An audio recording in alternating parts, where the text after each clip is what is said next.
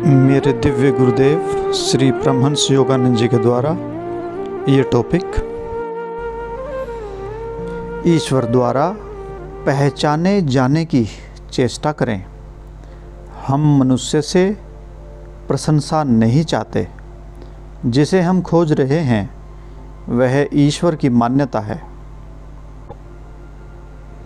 यदि प्रभु की दृष्टि में हम निष्कलंक हैं तो अन्य किसी की कोई चिंता नहीं।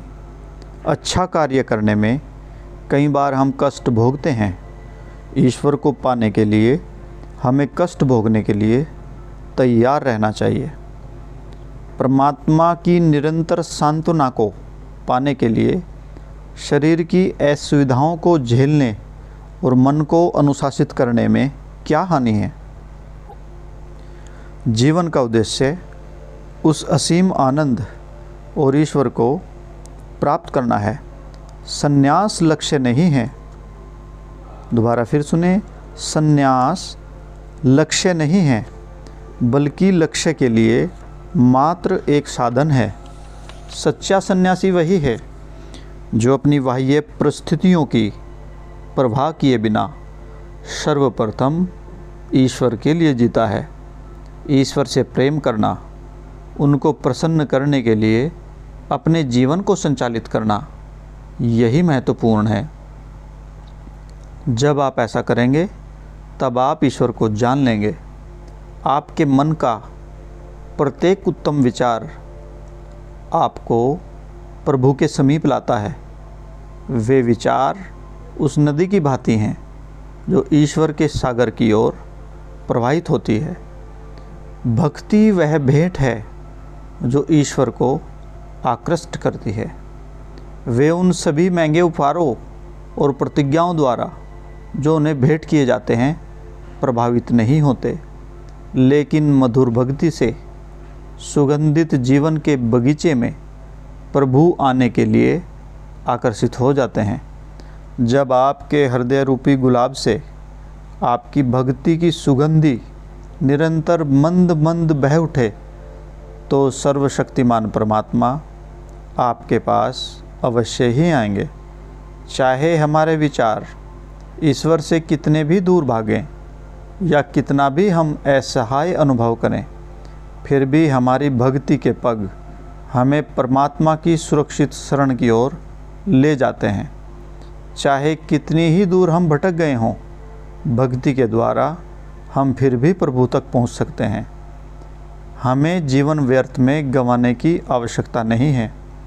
यद्यपि आपके नियमित कर्तव्य कर्म हैं, फिर भी वे ईश्वर की खोज न कर सकने का कोई बहाना नहीं है। जब दूसरे लोग सो रहे हों, आप प्रभु का ध्यान करें। आप पाएंगे आप 100 गुना अधिक प्रसन्न और विश्राम प्राप्त हैं। समय की चिंता किए बिना इसे प्रत्येक रात्रि को करें। जब आप ध्यान कर रहे हों तो स्वयं को स्मरण कराएं, मैं प्रभु के साथ हूँ, मैं प्रभु के साथ हूँ, मैं प्रभु के साथ हूँ।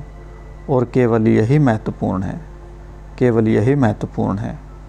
जब आप भूमि में कोई बीज बोते हैं तो आप प्रतिदिन उसे निकालकर यह नहीं देखते कि क्या यह अंकुरित हो रहा है। इससे आप उसके विकास को बाधा पहुंचाएंगे। उसी प्रकार आपके आध्यात्मिक प्रयासों के बीज के साथ भी ऐसा ही होता है।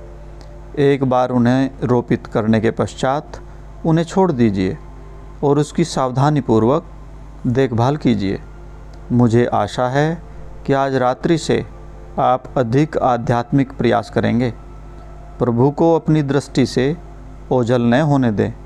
संसार आपके बिना भी चलता रहेगा। आप इतने महत्वपूर्ण व्यक्ति नहीं हैं जितना कि आप सोचते हैं। असंख्य लोग शताब्दियों के कूड़ेदान में फेंके जा चुके हैं। मृत्यु उनको चुनकर ले जा चुकी है। अपने जीवन को व्यर्थ मत जाने दो। यदि आप अपने हृदय में ईश्वर से प्रेम करते हैं तो आप सर्वाधिक समृद्ध व्यक्ति से भी अधिक समृद्ध हैं। जब आप ईश्वर को प्रसन्न करते हैं तो आप प्रत्येक रात्रि को प्रसन्न करने की निकटतम स्थिति में आ जाते हैं। इसलिए प्रभु से प्रेम करना सीखें। ऐसा मत सोचें कि आपको हर समय लोगों के साथ मिलना है।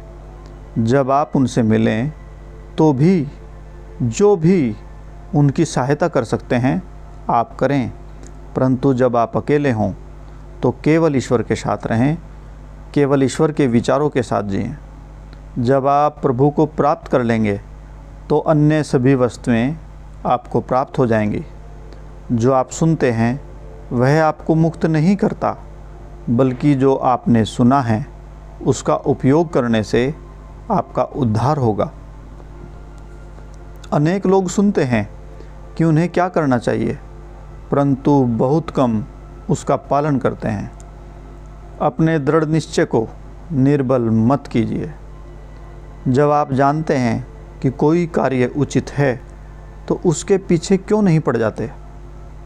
आप प्रभु को तब तक क्यों नहीं पुकारते जब तक कि आपकी प्रार्थनाओं से आसमान नहीं हिल जाता?